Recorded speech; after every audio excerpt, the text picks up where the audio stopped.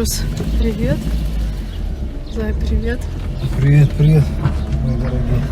Так, сейчас мы едем за продуктами, кое-чего нет у меня, чтобы приготовить.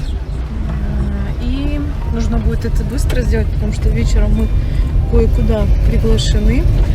И надо будет, в общем, все успеть. Я вот смотрю сейчас и не пойму, вот это вот что у тебя на стекле? Что это? Это ворона. Это кошмар. Хотя по виду пятна это корова. Я просто не поняла, что это вообще такое. Что, богат или что еще? Кошмар, короче. Ладно, мы поехали, дальше увидимся. Итак, сегодняшний влог мы будем начинать с готовки. Как раз я купила филе минтая, потому что она менее жирная.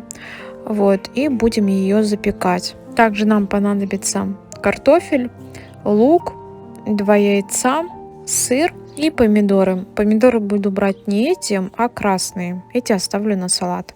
Первым делом смазываем противень. У меня вот такой квадратный, маленький. Я смазываю растительным маслом. Можно, конечно, смазать и сливочным, если любите. Разрезаем рыбку и начинаем резать картофель. Можно, конечно, это сделать кружочками, но чтобы она приготовилась быстрее, я решила порезать ее соломкой.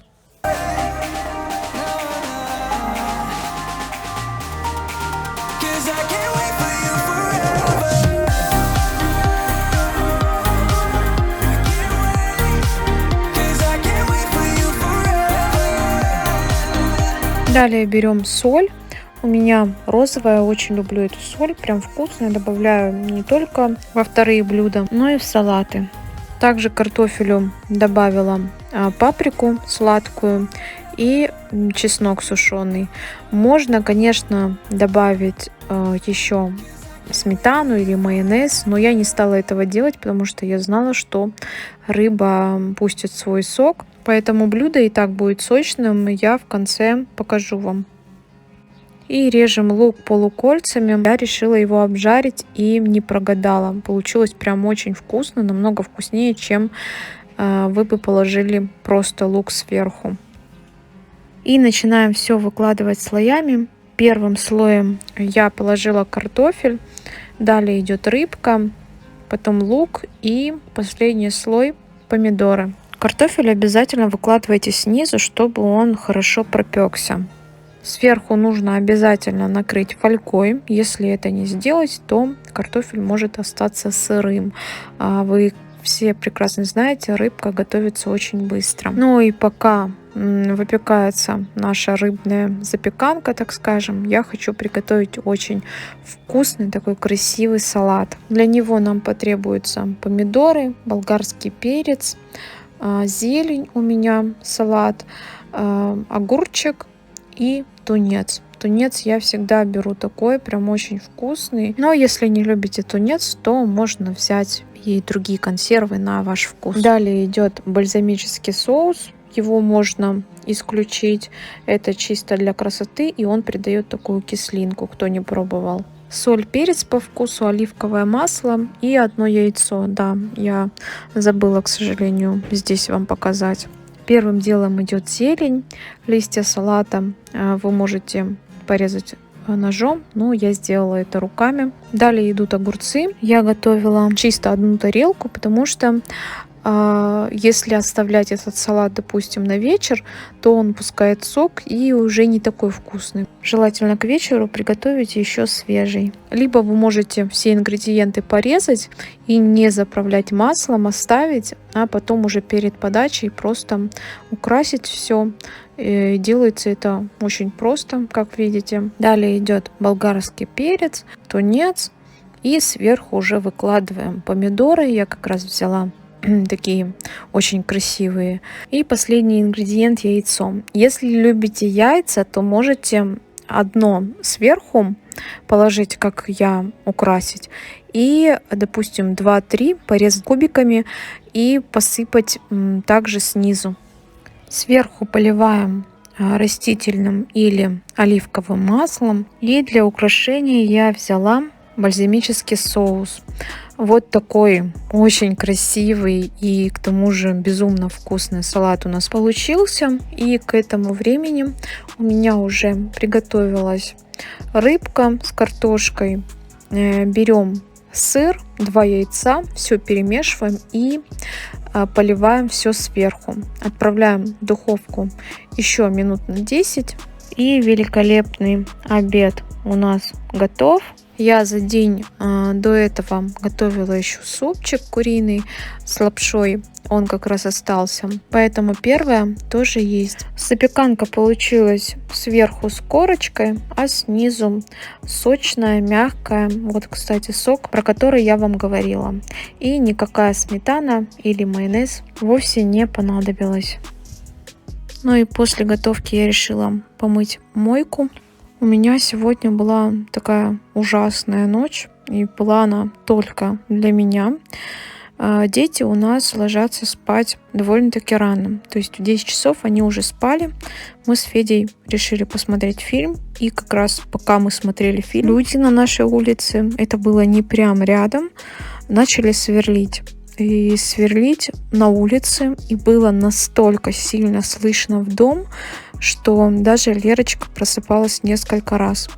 Ну, мы как бы смотрели фильм, естественно, как-то не обращали на это внимания. Вот, где-то до 12 мы посмотрели фильм, Федя уже захотел спать, мы пошли, легли, Федя уснул сразу. Я не могла уснуть, потому что это было просто невыносимо. Такое чувство, как будто бы в доме сверлят. Но думаю, пока там проводят какие-то работы, посижу в интернете. В общем, залезла через телефон в интернет, сидела.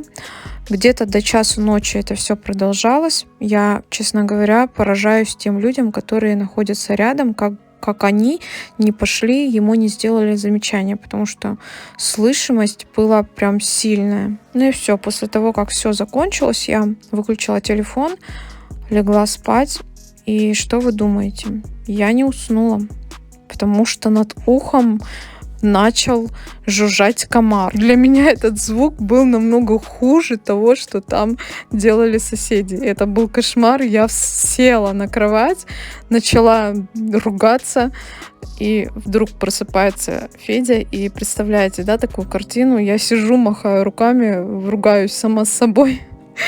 Он говорит: ты что вообще делаешь? Мы долго, конечно, смеялись. Потом все-таки я уснула, но эта проблема будет все лето. И я помню, в прошлом году мы боролись с комарами аж до декабря месяца. Представляете? Потому что у нас рядом озеро. С тем учетом, что у нас везде стоят москитки. Но в любом случае вы открываете двери, они залетают, они будут. Поэтому мы покупаем Раптор в розетку. Хотя говорят, что это очень вредно. Но по-другому никак. Итак, давайте я вам покажу рецепт, самый удачный рецепт кексов шоколадных, которые я показывала в начале видео. На самом деле я пекла их с утра. Это называется «Все смешал и готово». Вот правда, готовятся они очень быстро. Все ингредиенты в граммах будут на экране видео и в описании. Итак, в первую очередь нам нужно будет смешать все сухие ингредиенты. Это мука, какао, разрыхлитель и соль. В дальнейшем это все нужно будет просеять через сито. Кстати, я знаю девочек, которые абсолютно все ингредиенты смешивали сразу, просто мешали венчиком или с помощью миксера, и говорят, что получается абсолютно одно и то же. Я не знаю, не могу сказать, потому что не пробовала, но если вы так попробуете, обязательно напишите, что получится у вас. Здесь на видео я показываю так, как обычно готовлю, и получаются всегда мягкие, вкусные, в меру сладкие. Так, следующим шагом нам нужно будет смешать сливочное масло, оно обязательно должно быть мягким, и сахар. Все перемешиваем. Далее добавляем молоко и растительное масло. Молоко также должно быть комнатной температуры. И перемешиваем до тех пор, пока не растворится сахар.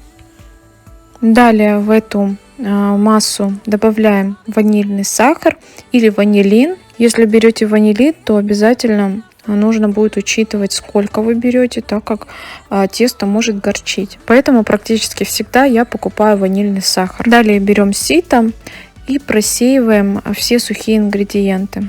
После того, как все будет готово, обязательно нужно перемешать. Я использовала планетарный миксер, чтобы не было комочков. Но повторюсь, если его нет, можно сделать это с помощью ложки или венчика. Далее можно тесто выпекать в таком виде, но я также добавила шоколад.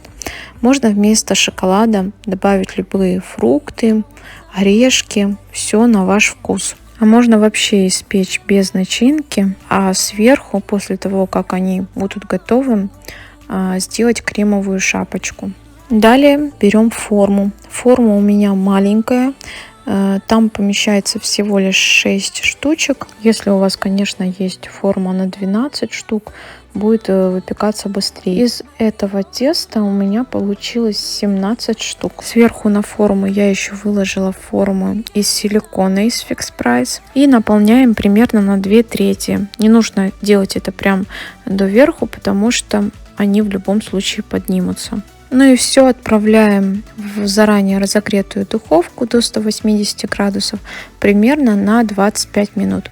Обязательно проверяйте шпажкой или зубочисткой, потому что у некоторых может потребоваться 20-25 минут, а у других даже минут 40. Ну и потом, конечно же, даем остыть и посыпаем сахарной пудрой. Получаются мягкие, вкусные и готовятся быстро. Говорю же, я приготовила их с утра к завтраку. Так, чем мы будем сегодня заниматься? Хочу помыть обувницу. Это нужно сделать обязательно. Вот здесь вот что творится, всякие крошки. Кот ночью все рассыпал. Постирать коврик. Нужно будет помыть нашу дверь. Мы никак не повесим вот это зеркало, к сожалению. Федя не найдет там гвоздик, говорит, какой-нибудь такой красивый. Подберем и повесим вот здесь вот. Так, и помыть внутри. Смотрите, что у нас тут творится от обуви. Это нужно делать, к сожалению, постоянно, но тем не менее. Хотя я здесь стелила вот эти вот коврики, которые у меня на кухне. Но, честно говоря, эти коврики, они дольше отмываются, чем, допустим, без них просто вот это вытереть, да, тряпочкой мокрой. Вот поэтому я от них отказалась и убрала их вообще. И нужно будет еще протереть все двери и вытереть стекла. Потому что Лерочка бегает и постоянно вот эти стекла она трогает руками. Вот это тоже нужно будет сделать. Так, и пока я убираюсь, давайте я отвечу на вопрос. Я говорила в прошлом ролике, что буду выбирать несколько вопросов и отвечать это в видео. Сегодня я выбрала такой очень интересный вопрос. Девушка спрашивает, как вы с Федором относитесь к негативу, к хейтерам, переживаете ли вы? Скажу так, отношусь с сочувствием, потому что я считаю, что это не от хорошей жизни. Люди вот так могут обижать людей и тем более писать негатив, оскорбления про семью, детей, родителей. Не от большого ума и не от хорошего воспитания это все пишется. Я бы никогда не позволила бы себе написать в чей-то адрес незнакомого человека, да и вообще даже если знакомого человека. Никто не имеет права писать такие гадости. Ведь вы абсолютно не знаете этого человека. Он блогер, любой блогер, он показывает всего лишь там 20-30 минут своей жизни. И за эти минуты невозможно узнать человека. Конечно, можно дать совет, по-разному можно написать. Даже если его мнение не совпадает с вашим, тем не менее, он не оскорбляет вас. На моем канале сейчас негатива там, может быть, там 1 комментарий на видео. Это, конечно, очень мало, потому что у меня довольно-таки маленькие просмотры. На Федином канале, конечно, побольше, но тем не менее составляет там 0,1% из 100. это ничего, считай. Я знаю каналы, в которых негатив составляет там более 80 и даже 100%. Я считаю, что над каналом нужно задуматься, потому что не бывает такого, что все против вас. Значит, у вас что-то не так, или вы делаете что-то не то. Конечно, есть люди, которые специально провоцируют, да, чтобы писали такие комментарии побольше, а вы сами прекрасно знаете, чем больше комментариев, тем видео выходит в топ. Но я бы так не смогла, потому что там такое пишут. Вы сами прекрасно знаете, скорее всего, подписаны на такие каналы. А насчет нас, конечно, у нас нет такого, что мы прям сидим и переживаем. Нет, конечно.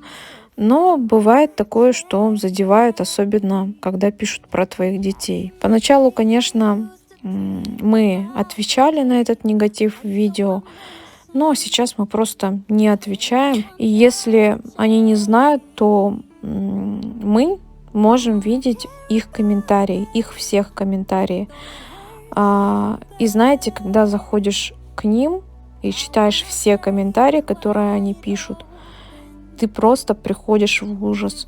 Это такая чернота внутри, что даже не представляю, что в жизни этого человека происходит. Поэтому на таких людей просто не стоит обижаться.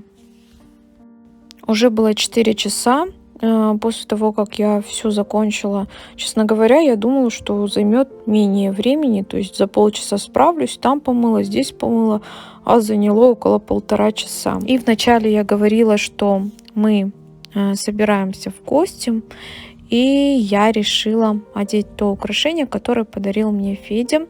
Кто не видел это видео, ссылочку обязательно оставлю. У нас была годовщина, 10 лет совместной жизни.